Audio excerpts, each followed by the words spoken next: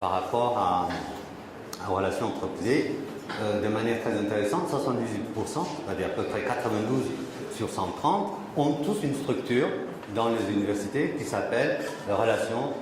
Il y a même dans certaines universités des vice-recteurs, je crois qu'il y en a même ici. Donc, clairement, c'est une préoccupation majeure.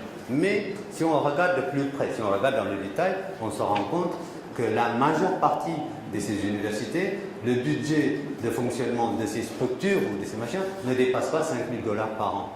Très peu d'universités, majoritairement à l'Afrique du Sud, ce sont des institutions sud-africaines qui parfois vont jusqu'à 50 000 $ à MacArthur. Donc il faudrait un plan Marshall africain, il faudrait sur l'enseignement supérieur et non plus voir l'enseignement supérieur comme un secteur, parce qu'on ne peut plus changer le secteur de l'enseignement supérieur en changeant les lois sur l'enseignement supérieur, ça ne marche pas. Il faudrait qu'il y ait une approche multisectorielle en disant l'enseignement supérieur au centre.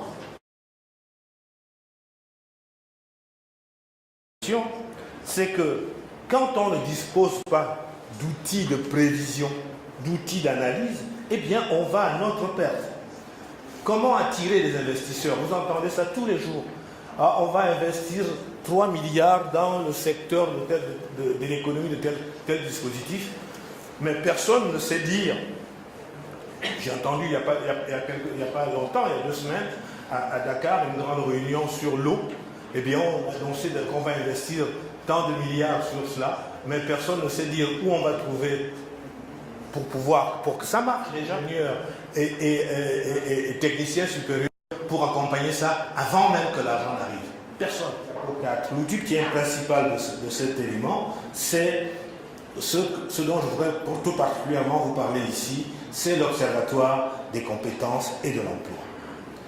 Je le disais tout à l'heure, si vous voulez faire qu'il y ait moins de pertes financières, faire qu'il y ait une adéquation réelle entre les besoins qui vont arriver en formation et les possibilités et les orientations à donner aux structures de formation maintenant, et même des investissements à donner aux acteurs de la formation pour qu'ils y aillent, eh bien, vous ne pouvez pas le faire si vous n'avez aucun indicateur, en tout cas, aucun élément prospectif où vont vos économies.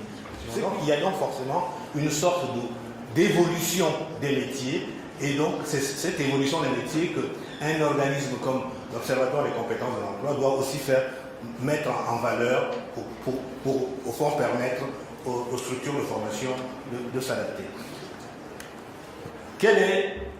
Quels sont au fond les avantages d'un tel outil? Les avantages d'un tel outil seraient d'abord de prévoir les besoins nationaux et régionaux en compétences et par secteur d'activité.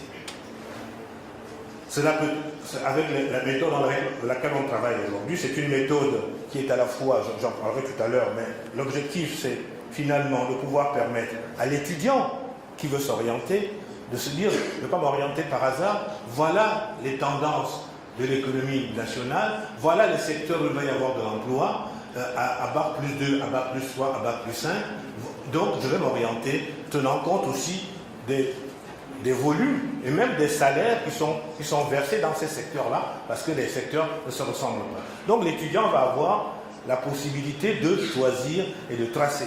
La deuxième chose, c'est les organismes de formation par rapport à ça. Au vu des informations que peut délivrer l'Observatoire, ces organismes de formation vont adapter leurs offres de formation par rapport aux besoins identifier des économies nationales. Et enfin, les pouvoirs publics vont pouvoir apporter des appuis aux secteurs qui sont créateurs d'emplois par rapport à des secteurs qui ne le sont pas, pour ainsi orienter, avoir véritablement une véritable politique de formation. Enfin, les entreprises, sachant que dans leur secteur va être porteur dans quelques années et être évolutif, vont pouvoir eux aussi investir et engager bien sûr des stratégies de formation et de recrutement adéquates. Bien sûr, nous sommes aussi allés rencontrer un certain nombre de grandes entreprises, notamment leur DRH, pour avoir au fond comment s'établissent l'évolution des métiers dans leur secteur, pour établir des fiches métiers compétences, et nous avons exploité aussi l'ensemble de ces données pour essayer d'élaborer un autre outil dont je parlerai plus tard, dans des fiches